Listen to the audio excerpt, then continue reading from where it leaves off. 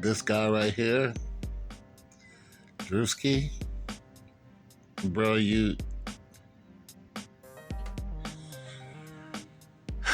Okay, so let me say this. I've been in the marketing and promotions for a minute. And, back when I lived in Alabama, I went to school at Talladega, which is an HBCU. Talladega has the largest racetrack, Talladega Downs.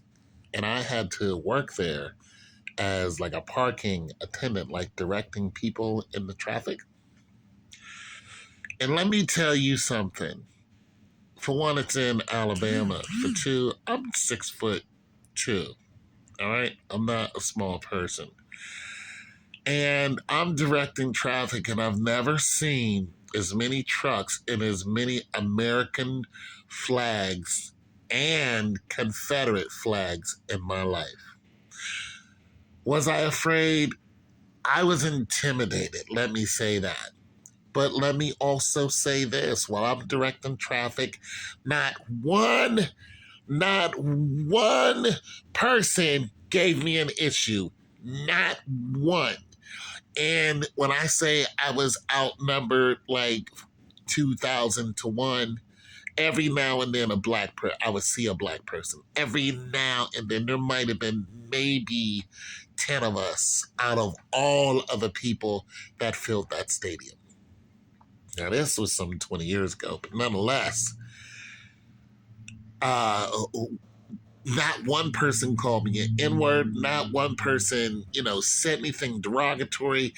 Everybody, when I was like, go this way, they went that way, go this way. That not one person gave me an issue. Nobody threw anything at me. Not one. And I actually came back to work there the next year. Same thing. Not one person gave me an issue. Everybody was cool. I was surprised. I also worked at Indy, doing promotion. Same thing. Not one person there gave me any, issue. I was doing a promotion there. And I wanted to say this. I would have never looked at Drewski walking or driving in or any of that and thought that this was a black man. I would have never. I would not have been able to tell. This is next level, definitely movie makeup right here. Now, Drewski is light skinned. I give him that. But nonetheless, I would not have been able to tell. He could have walked right past me. I would have thought he was a white guy. I would not have been able to tell. This is next level right here. And Drewski, you are funny for so many reasons. And what's beautiful about this is he's covering the gambit. He's going, you know what? I've seen, people come before me do all kind of stuff. I'm just going to do all kind of stuff. And I love it. I love it for Drewski. He came up on his own doing his big one. He's just a funny, magnetic guy, and the people in the hood love him. And now he's got white people, like the whitest of people, like the people that they tell us don't go around people. Like this guy can walk up, into anybody's hood at this point, and people are just like, oh, that's Drewski. This is what he does. He's the guy with the funny, and he's got a great sense of humor. And then you gonna have Nana sitting on your lap, and you giving her a cigarette with some chewing tobacco in your lip. Oh my God! If you guys have never seen NASCAR or been to any of these events where it's nothing but white people. And oh my goodness, you will see nothing but chewing tobacco. One of my promotions, we were, pretty much selling chewing tobacco and giving away cigarettes. Oh my goodness, chewing tobacco is crack to these people. Drewski studied these people, is what I'm saying. He didn't just decide to be, to dress up his white face.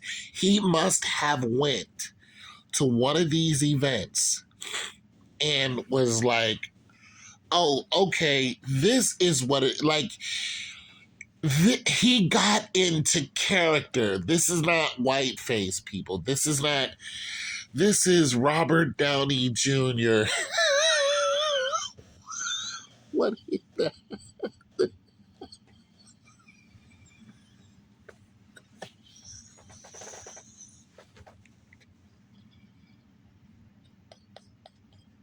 This is, what do you mean, you people?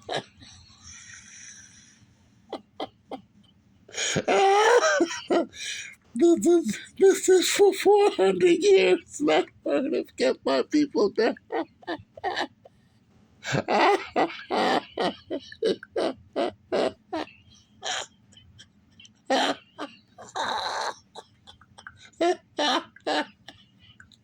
This is, I'm the dude playing the dude dressed up like the dude.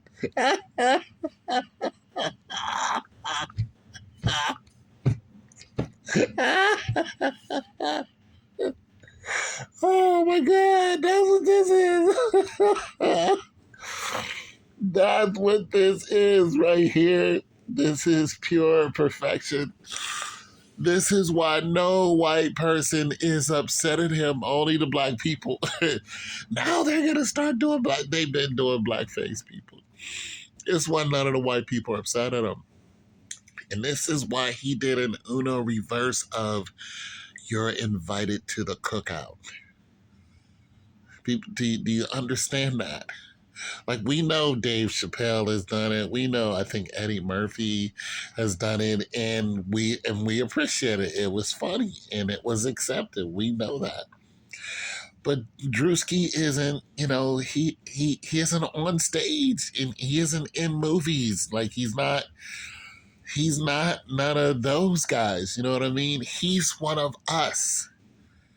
That's the whole point here. This isn't big budget, Saturday Night Live or Dave Chappelle show, or no, this is a guy who got with a couple of friends.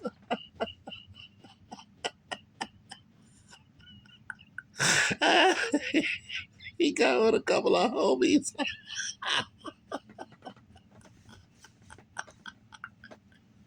And infiltrated the territory. He scouted them out. Oh, he scouted them out with binoculars.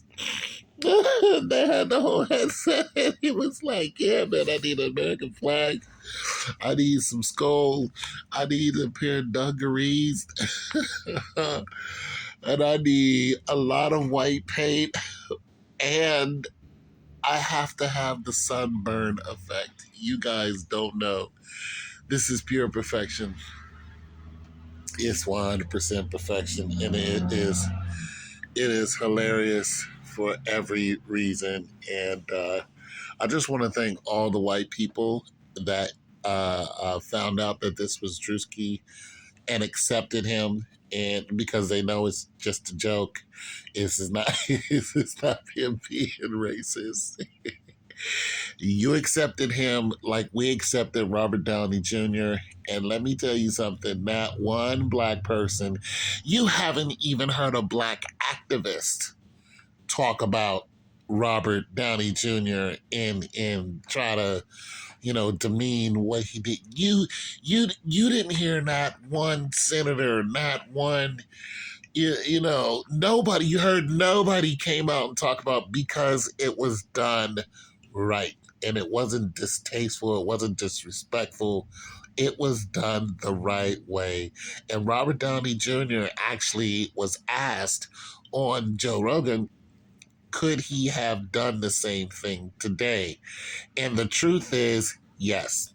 Yes, he could have. And this right here is proof that Robert Downey could have made that movie today. I'm out.